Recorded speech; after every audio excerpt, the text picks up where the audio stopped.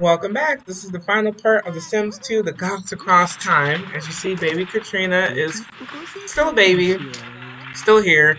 I went ahead and got her a crib. I have been so spoiled by The Sims 4, where they just give you a bassinet if you don't already have one. You actually have to buy one in The Sims 2, and the babies can actually be moved around. They don't automatically end up in the bassinet sometimes. So as you see, Alexander picked up the baby and just walked off with her.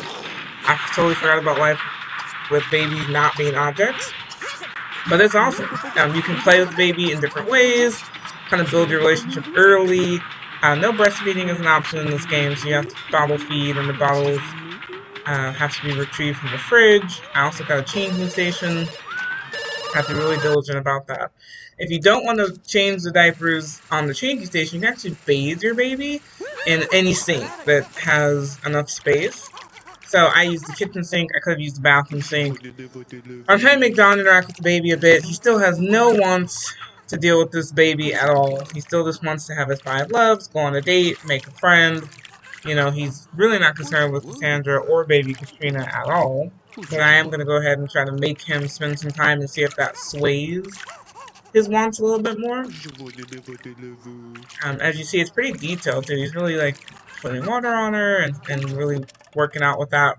As Alexander has transitioned into teen years, I decided to go ahead and have him go on a date with his childhood friend that we actually aged up when he aged up on his birthday. Took a chance and I took her on a date to a bowling alley that they have in The Sims 2 downtown area. I forgot to buy him a cell phone. Maybe I'll do that if I do a fourth part. She wasn't really a fan of his flirting, so as you see, the negative interaction made their date go from just okay to lame. This is unfortunate. It did not cut down on any of the time, though. It doesn't trigger them to automatically end the date.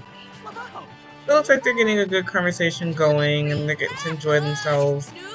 His wants are all, besides the college, are all about interacting with her, which is good. Seems like he's interested in the date pretty well. And he has some fears too, but they're all about her. She's at that impressionable age where dating is a big deal. What I do like about the option to go different community lots is how vibrant it is. Look at the colors of the bowling alley. So many people are coming and going. It looks like they're going to have a good time if I can get them over to actually bowl.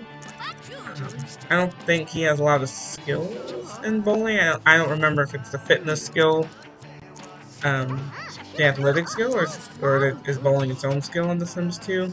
But let's go ahead and force them to bowl because it looked like they were going to get really comfortable just hanging out in the front. And there's also other people bowling too. So as you see, they're going to share a lane, and they're bowling next to two other people who are also sharing a lane. What I like is you can definitely tell teenagers are teenagers because they have different clothes, and they're a little bit different height and hairstyles. They look almost like a little bit bigger kids, versus adults looking like teenagers in The Sims 4. So their date's not really going too well. Even though they're having a good time bowling, it's not improving their interaction. So the only way to go up and down on this dream date scale is by interacting with the other person. So simply bowling without talking is not going to help. Hopefully we can get it done in the next couple of seconds. I think it took too long. They're flirting a little bit, but she's like, oh, this whole thing isn't working for me. It's like, oh. So it doesn't seem like it's really working.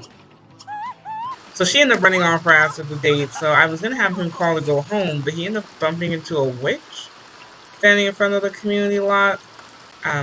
That's random. I think it's one of the expansion packs that came with The Sims 2. So I'm just going to have them hang out. I don't know if I want him to get into magic per se.